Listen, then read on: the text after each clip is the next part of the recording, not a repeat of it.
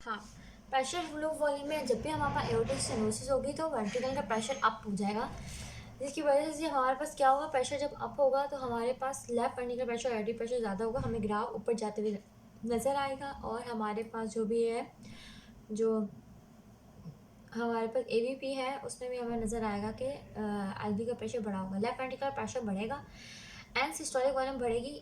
No change in diastolic volume. Stroke volume हमेशा जब भी स्टेनोसिस होती है स्ट्रोक वॉल्यूम कम हो जाती है। अब कम क्या होगा, वॉल्यूम ओवरलोड होता जाएगा, क्योंकि स्ट्रोक वॉल्यूम कम हो रही है तो वेंट्रिकल क्या करेगा, हाइपरट्रॉफी करेगा ताकि वो जो है जो वॉल्यूम आ रही है उसको हम लोगों को ना पंप करने की कोशिश करेगा, डिक्रीज हो जाएगी वेंट्रिकल कम, जिसकी वजह से अब जो गिवन एडीपी है ना for given and diastolic volume भर जाएगा। तो ये हमारे पास ग्राफ है। आयोटिक सिनोसिस का जब भी अप होगा ना तो वो आयोटिक सिनोसिस है। एओटिक रिगर्ज के अंदर हमारे पास क्या होगा, जब एओटा क्लोज होता है, ठीक है, तो अब हमारे पास जब एओटा क्लोजर और उसमें मसला होगा, क्या हमारे पास क्या होगा, जब एओटा क्लोज हो जाता है तो उसके बाद ऑस्टोवोलोमेट्रिक रिलैक्सेशन होती है तो वो डिस्टर्ब हो जाएगी, ठीक है। और फिर जब एओटिक रिगर्ज, जब मिट्रल अपने उसमें होगा, एओटा रिगर्ज करेगा जब मिट्रल वॉल जो है वो अपना क्या कहते हैं, जब एओटिक रिगर्ज में ये होगा कि जैसे ही वेंट्रिकल ने अपना सिस्टोल कर लिया, कंप्लीट कर लिया, तो एओर्टा बंद हो जाएगा। एओर्टा जब बंद होगा तो ठीक है, जो सारा क्या होगा, जब मेट्रल के अंदर जो ब्लड आ रहा होगा ना आर्टिया के पास, अब वो ब्लड पीछे आएगा वापस हमारे पास मेट्रल के अंदर, जब हमारे पास वेंट्रिकल की रिलैक्सेशन हो रही होगी तो ये सारा ब्लड वापस पीछे आ जाएगा मिट्रल वॉल से। तो नो ट्रू आइसोमेलोमेट्रिक फेस कोई नहीं होता, रिलैक्सेशन वेंट्रिकल की ख़राब हो जाते हैं। अब क्या होता है, वॉल्यूम बढ़ जाती है तो एंडास्टोलिक वॉल्यूम बढ़ती है, जब एंडास्टोलिक वॉल्यूम बढ़ती है तो हर सिस्टोल पे इसका बढ़ जाता है। अब क्या होता है, लॉस ऑफ डायक्रोनिक नॉच होती है, ठीक है, जो हमारे पास डायक्रोनिक नॉच हमारे पास बन रही है ना, जब एओर्टिक वॉल क्लोज होता है तो हमारे पास डायक्रोनिक नॉच बनती है। अब वो क्योंकि प्रेशर जो है वो क्लोज हो गया है तो हमारे पास जो है आयोटिक वॉल का, जिसकी वजह से हमारे पास जो है क्रॉच लॉस हो गए। अब क्या होता है, क्योंकि लार्ज सिस्टोलिक सारा ब्लड प्रेशर जो ब्लड होता है वो एओर्टा से पीछे चला जाता है, तो हमारे पास जो है ना लार्ज पल्स प्रेशर हो जाता है, तो हमारे पास क्या हो जाता है, डायस्टोलिक प्रेशर कम हो जाता है, ठीक है। जो हमारे पास मेंटेन रहना था pressure during the diastole after the systole कम हो जाएगा, लार्ज पल्स प्रेशर आ जाएगा हमारे पास इतना।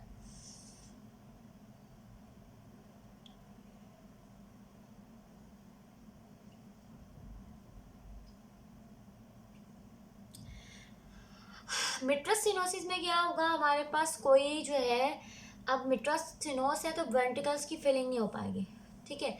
उसमें क्या होगा, लेफ्ट एट्रियम का प्रेशर बढ़ता रहेगा एंडास्टोलिक वॉल्यूम बढ़ जाएगी क्योंकि वेंट्रिकल की फीलिंग नहीं हो रही, वेंट्रिकल की फीलिंग नहीं हो रही एंड सिस्टोलिक वॉल्यूम भी कम हो जाएगी, स्ट्रोक वॉल्यूम भी कम हो जाएगी, सब बढ़ जाएगा। अब लेफ्ट एट्रियम का प्रेशर जब लेफ्ट वेंट्रिकल से बढ़ जाएगा तो यहाँ पे जो लूप में ना, तो ये एट्रियम बड़ा नज़र आएगा जब भी हमें, तो ये कुछ चीज़ें बिल्कुल आसान है अगर आपको कॉन्सेप्ट पता होगा। अब यहाँ पे जो हमारे पास यहाँ पे वॉल्यूम दिखा रहे हैं ये कम हो गया, मिट्रस से तो एंडास्टोलिक वॉल्यूम नहीं आई, तो यहाँ पे एंडास्टोलिक वॉल्यूम नहीं आई, यहाँ पे एंडास्टोलिक वॉल्यूम बढ़ जाती है आयोटिक रिगर्ज की वजह से वेंट्रिकल्स में, ठीक है।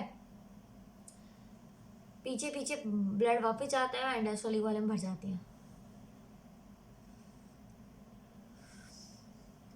उसके बाद हमारे पास मिट्रल रिगर्ज होता है, जब मिट्रल रिगर्ज करता है तो पीछे की तरफ ब्लड जाता है, मिट्रल रिगर्ज करेगा तो जब मिट्रल वॉल क्लोज हुआ उसके बाद जब सिस्टोल स्टार्ट होगा वेंट्रिकल का, सारा ब्लड पीछे आएगा, ठीक है। तो सिस्टोल सही से नहीं हो पाएगा, सिस्टोलिक जो है ना वो कम हो जाएगा। यहाँ पे क्या रहेगा, नो ट्रू आइसोमेट्रिक फेस, ठीक है ना, जो रिलैक्सेशन थी वो ख़राब हो गए मिट्रल जो है वॉल की, एट्रियम की, जैसे क्या हुआ, डिक्रीज हुई and systolic volume due to decrease resistance and increase regurge into left atrium during systole. जब सिस्टोल हो रहा होता है तो हमारे पास सारा जो है वॉल्यूम जो है मिट्रल में चली जाएगी, लेकिन वो वापस ब्लड वापस कहाँ आ जाएगा, लेफ्ट वेंट्रिकल में वापस आ जाएगा। Increase endostolic volume due to increase LA volume pressure from regurgitation, increase ventricle flowing, increase stroke volume, forward flow into systematic plus backward flow जो भी आ रहा है वो सब जाएगा। तो हमें याद रखना है, इसमें हमारे पास क्या होगा, मिट्रल रिगर्स के अंदर हमारे पास क्या होगा, हमारे पास वी वेव जो है ना, राइट एट्रियम प्रेशर जो है बहुत ज़्यादा बढ़ जाएगा क्लोज स्केट बॉल के जरिए, तो वी वेव ज़्यादा टॉल हो जाएगी, क्योंकि जितना भी हमारे पास एओर्टा जब पंप कर रहा था सारा पीछे मिट्रल में चला गया, तो टॉल वी आ जाती है। ठीक है, पल्सिस पैराडॉक्सिस हमारे पास क्या होता है, सिस्टोलिक बीपी का हमारे पास जो है 10 mmg जो है कम होना इंस्पायरेशन के दौरान, और ये हमारे पास जब हमारे पास क्या होता है इंस्पायरेशन में तो नॉर्मल होगा ना। अच्छा, आर्टियन जो होता है ना हमारा कोलैप्स हो जाता है, डायस्टोलिक कोलैप्स हो जाता है, क्योंकि उसमें नॉन मस्कुलर होता जाता है।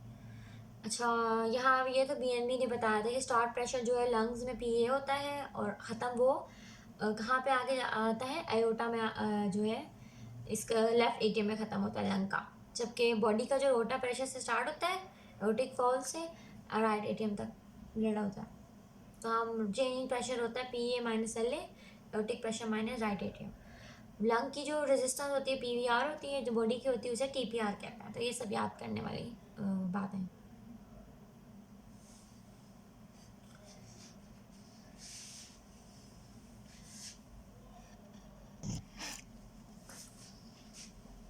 उसके बाद स्प्लिटिंग की बात करें तो जब हमारे पास फिजियोलॉजिकल स्प्लिटिंग क्या होती है कि जब हमारे पास नॉर्मली क्या होता है S1 होता है फिर S2 होता है। S2 में आयोटा पहले क्लोज होता है, पल्मोनिक लेट होता है, क्योंकि इंस्पायरेशन में हमारे पास ज़्यादा वॉल्यूम आती है राइट साइड पे, जिसकी वजह से उसका डिले क्लोजर होता है।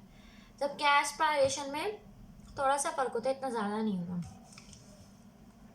इंस्पायरेशन जब करते हैं तो इंट्राथोरेसिक प्रेशर कम होता है, वीनस रिटर्न बढ़ता है, राइट वेंट्रिकल की फीलिंग ज़्यादा होती है, राइट वेंट्रिकल स्ट्रोक वॉल्यूम बढ़ती है, आरवी रिजेक्शन टाइम बढ़ता है, डिले क्लोजर हो जाती है इस वजह से पल्मोनिक वॉल की।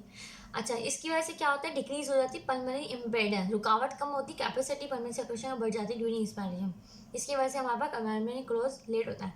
वाइड स्प्लिटिंग क्या है कि नॉर्मली से बहुत ज़्यादा डिले हो रहा है। अब ऐसा क्यों हो रहा है, या तो डिले आरवी एम्पटिंग कौन कर रहा है, या तो पल्मोनिक स्टेनोसिस कर रही है, या राइट बंडल ब्रांच ब्लॉक कर रही है जो राइट से कर है। पल्मोनिक यहाँ पर टेंशन हो सकती है। ठीक है, डिले पल्मोनिक साउंड आता है स्पेशली ऑन एस्पायरेशन, एक्सरेशन हो जाती है नॉर्मल स्प्लिटिंग। फिक्स स्प्लिटिंग क्या है, एएसडी और वीएसडी, एएसडी में बढ़ जाता है कि अब हमारे पास इंस्पायरेशन में भी हो रही है और एक्सपायरेशन में भी हो रही है। क्यों, इंस्पायरेशन में ब्लड आता है तो ब्लड फ्लो करता है, ठीक है, वो तो नॉर्मल है, लेकिन एक्सपायरेशन में इसमें क्यों होता है कि हमारे पास लेफ्ट टू राइट साइड होता है, तो जो ब्लड आर ए में आता है वो आर वेंट्रिकल में जाता है, वो ब्लड फ्लो करता है पल्मोनिक वॉल से, और डिले पल्मोनिक क्लोजर होते हैं इंडिपेंडेंट ऑफ रिस्पायरेशन।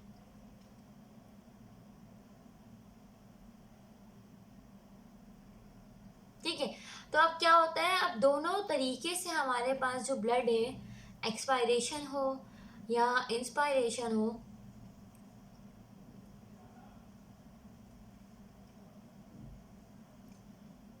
तो अब हमारे पास इंस्पायरेशन में तो हमें पता है क्यों होता है। एक्सपायरेशन में इसलिए कि जो हमारे पास एएसडी उसकी वजह से लेफ्ट टू राइट शंट होगा, और जब भी सिस्टोल होगा हमारे पास फ्लो राइट पल्मोनिक वॉल से एक्सपायरेशन पे भी होगा, इंस्पायरेशन पे भी होगा, जिस वजह से हमारे पास फिक्स प्लेटिंग आई एएसडी में। पैराडॉक्सल क्या होगा कि ओटा इसी वजह से बांध में क्लोज है पल्मोनिक से, तो इसमें वही काजेज है, जैसे उसमें पीएस था, इसमें एएस है, लेफ्ट बंडल है, उसमें राइट था। लेकिन इंस्पायरेशन में थोड़ा पी टू क्लोज हो जाएगा, क्योंकि पीटी की थोड़ा, लेकिन उससे भी लेट हो जाएगा। आज समझ तो आ रही है ना कि अगर इंस्पायरेशन पहले ही पीटी लेट क्लोज होता है, तो अगर ऐसा डिजीजेस में एएस क्लोज लेट रहा है तो उसकी जो दोनों होगा तो एओर्टा लेट सबसे, लेकिन थोड़ा सा करीब हो जाएगा। लेकिन एक्सपायरेशन में हमें वाइट जो है ना मिलेगा, स्प्लिट बहुत ज़्यादा मिलेगा। ठीक है,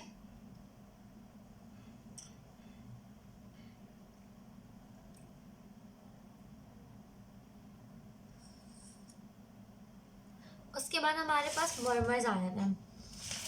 मर्मर्स में हमारे पास आते हैं, एक होता है हमारे पास लेफ्ट साइड पे हमारे पास जो है और राइट साइड होती है। ठीक है ना, जो लेफ्ट साइड में वो एओर्टिक एरिया है हमारे पास, राइट साइड में पल्मोनिक एरिया है और ट्राइकस्पिड एरिया है। ठीक है, जो राइट साइड है हमारे पास पल्मोनिक एरिया में, अगर पल्मोनिक इजेक्शन मर्मर की बात करें तो पल्मोनरी सिनोसिस का जो मर्मर है वो सिस्टोलिक, क्योंकि सिस्टोल पे पल्मोनिक वॉल को क्लोज होना था, लेकिन सिनोसिस की वजह से नहीं हो पाएगा। या फ्लो मर्मर है, बहुत ज़्यादा ब्लड जा रहा है पल्मोनरी सर्कुलेशन में, वॉल्यूम ओवरलोड हो रही है। या एएसडी में जैसे कि लेफ्ट टू राइट जाएगा और पल्मोनिक में जाएगा, तो यहाँ में पल्मोनिक मर्मर यहाँ बनेगा। ट्राइकस्पिड जो है वो क्या है, लेफ्ट पैरास्टर्नल बॉर्डर पे, राइट पैरास्टर्नल बॉर्डर पे है। ठीक है, लेफ्ट पैरास्टर्नल बॉर्डर है, लेकिन ट्राइकस्पिड एरिया थोड़ा करीब होता है लेफ्ट साइड पे। ठीक है, अब यह है, इसमें क्या होगा, हमारे पास ट्राइकस्प की रिगर्जिटेशन मिलती है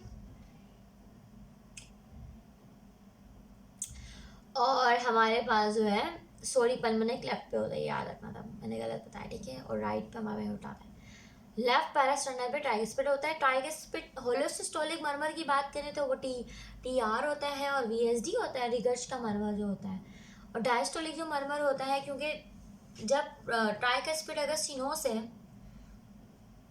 सही है, तो हमारे पास डायस्टोल नहीं हो पाएगा वेंट्रिकल का, तो डायस्टोलिक मर्मर सुनाई देगा हमें।